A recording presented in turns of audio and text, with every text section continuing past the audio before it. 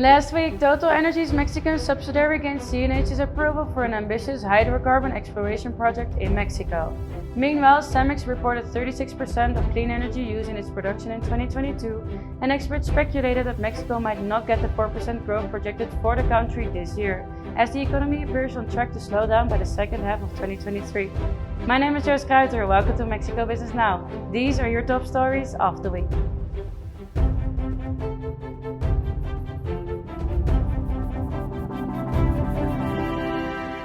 The Confederation of Industrial Chambers fears that Mexico will lose the USMCA panel convened as the response to the ban on genetically modified corn, which would lead to the imposition of tariffs by the US government on food sector producers and industrialists. José Abu-Gaber, president of CONCAMIN, stated that Mexico will most likely lose the resolution panel on GM corn, given it lacks evidence of the danger that the grain poses for human health.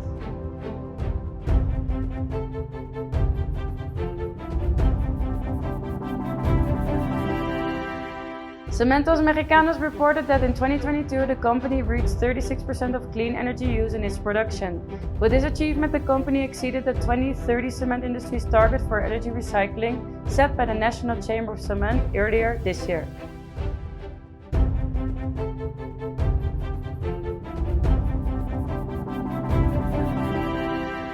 TotalEnergies' Mexican subsidiary gained CNH's approval for an ambitious hydrocarbon exploration project in Mexico.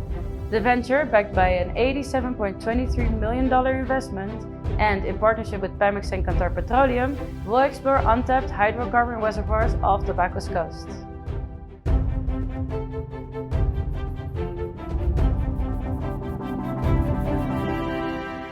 The interurban train is expected to operate only in the state of Mexico for the time being, as works in Mexico City remain incomplete.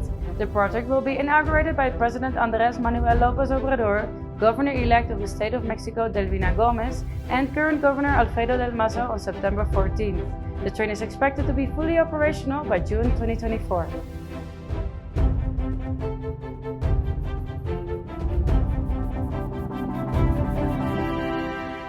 Mexico's economic growth is slowing down as the country enters the second half of 2023, despite the promising start to the year. The potential contraction could be linked to increased import tariffs, a strong peso, and the potential overestimation of nearshoring benefits. Despite President López Obrador's optimistic 4% growth projection for 2023, experts highlight the decline across sectors, with the recovery seen to date attributed mainly to the post-pandemic rebound. All of this and more at Mexico Business News. Don't miss out on this week's Mexico Business Now podcast, starring Mauricio Gomez, president and co-founder of Fluid Attacks, available on all streaming platforms. This weekly roundup was brought to you by Mexico View, the premier community of multinational business leaders focused on Mexico.